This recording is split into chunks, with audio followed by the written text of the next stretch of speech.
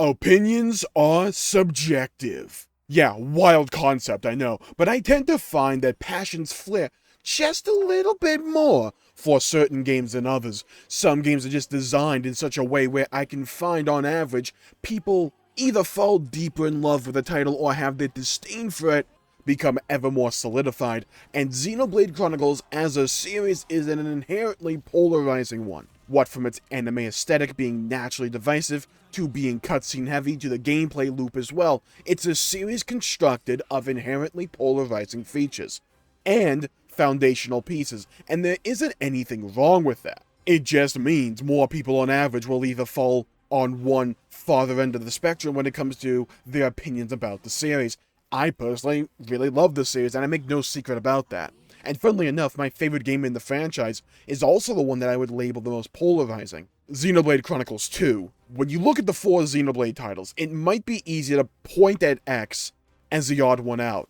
What with it being way more focused on its world and exploration than its overall narrative. However, I would argue despite the fact that X is the most unique Xenoblade game, and the fact that 2 is just as story heavy as 1 and 3, it's also the most polarizing. It leans into a more mainstream and color-saturated anime aesthetic with wacky character designs and more exaggerated personalities, especially when it comes to its blade cast. Before I really started covering Xenoblade with a modicum of consistency, that was actually one of the few critiques that I came across that kind of surprised me because I just hadn't really heard that or thought about that before. When I looked at the game again, I'm like, oh yeah, I can see why people may not like this. And that's fine. It's not my place to tell someone what they can and can't enjoy or how much any one thing should affect their enjoyment of an overall product. But to me, I never really had that problem. Maybe I'm just a fan of high contrasting color palettes, as I'm generally a fan of most of the main character designs. Or maybe I'm a fan of them now because I have all the context of their storylines and attach that to the character. But to me, one of the things I really enjoyed about Xenoblade Chronicles 2, and one of the things I found so charming about it,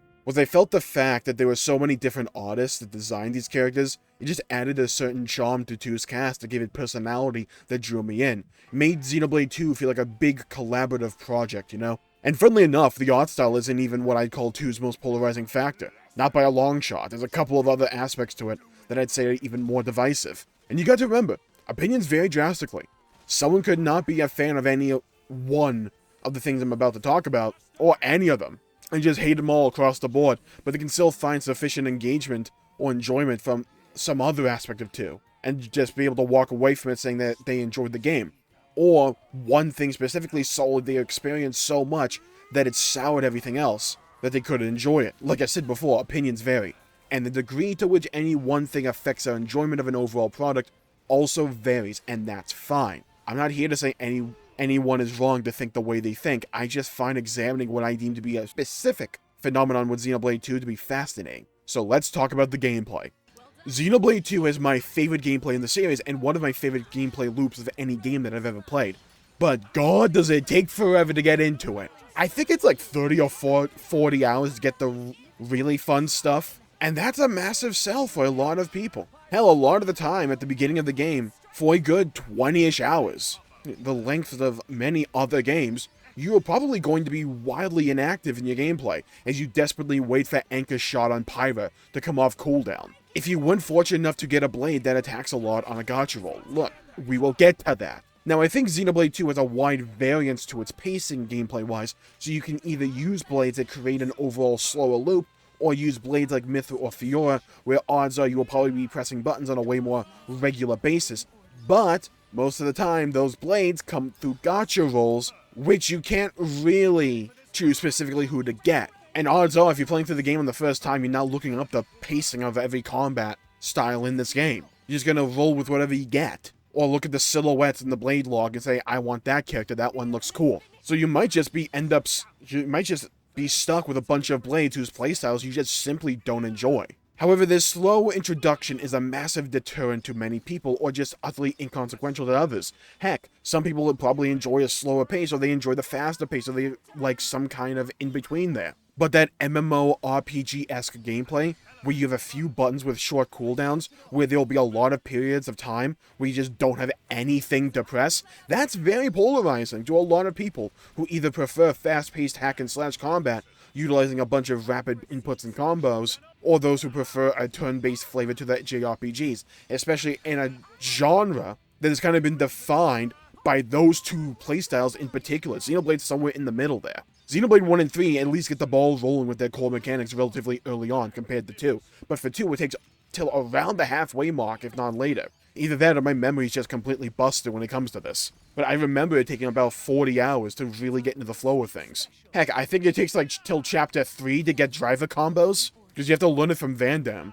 or at least a topple mechanic. By the end of 2, I think it's generally more looked on in favor, but getting there, that's the polarizing bit. Okay, yes, let's talk about the gacha. Look, I've talked about Xenoblade 2's gacha before, and it's been talked to death, but gacha is an inherently polarizing mechanic. Even if it's not a problem for you, it is a problem for others, and if it's a problem for... And if you're the one who has a problem with it, it's not a problem with others. Or they may find some kind of satisfaction or something that engages them specifically with the system. Both opinions are fine, especially since there's no actual microtransaction tied up with Xenoblade 2's gacha mechanic. Some people find the joy in having a built-in randomizer into their game, where they could get a completely unique experience to someone else who is playing the game just based on what blades they get and on what driver. Heck, I wouldn't even mind doing a playthrough of the game from fresh just to see what blades I get. At the same time, the game only has one save slot, and I'm not reading over my entire save. That ain't happening. But there are some people who enjoy that variance, and there's some people who don't.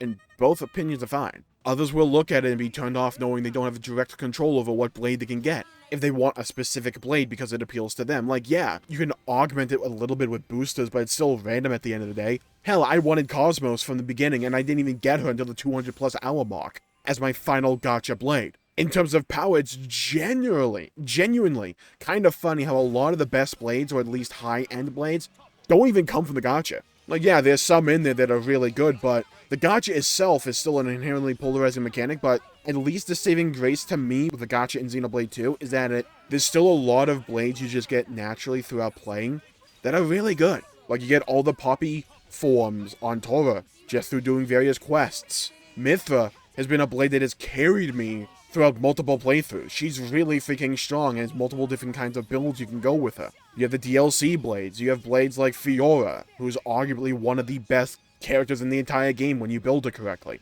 Same thing with Elma, who gives you an entire different playstyle with Overdrive, as a throwback to Xenoblade X. But the existence of the gacha is still a polarizing feature. I'm personally not a fan of gacha, and I'm glad that they went with acquiring heroes through quests with Xenoblade 3, but for me it wasn't a significant deterrent, but for others it was. And that's just the nature of constructing a game like 2, where it's composed of these very divisive components. You run the risk of any one of these things being a deal breaker on a larger scale, and again, that's fine. To me, Xenoblade 2 has a particular charm to it that has utterly enraptured me. It's a game where they took risks, and I don't think every risk paid off, but it's filled with so much heart and passion, and I enjoy the game so much that it's still one of my favorite games of all time. That's kind of the nature of polarization at the end of the day, isn't it? I happen to be someone who loved the game and the decisions that they made with it, and I'm happy that I am.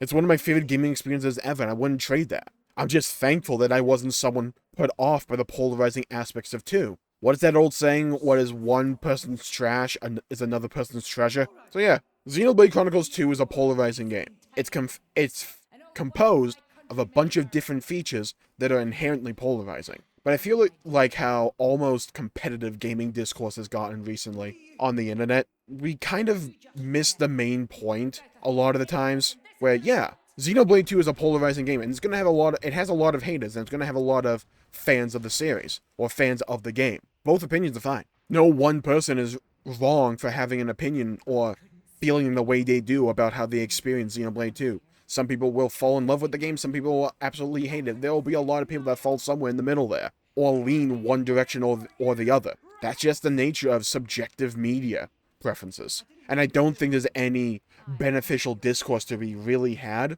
when a lot of people just kind of draw battle lines and say, you're wrong and I'm right, when it comes to a very subjective experience, like whether or not you enjoy a Xenoblade Chronicles game. And this argument can also be applied to any other game or any other series. Heck, look at any Game of the Year award recently, especially last year when it came to Elden Ring versus God of War Ragnarok. Like, I liked both games. Some people will love Elden Ring more than God of War. A lot of people will prefer God of War over Elden Ring.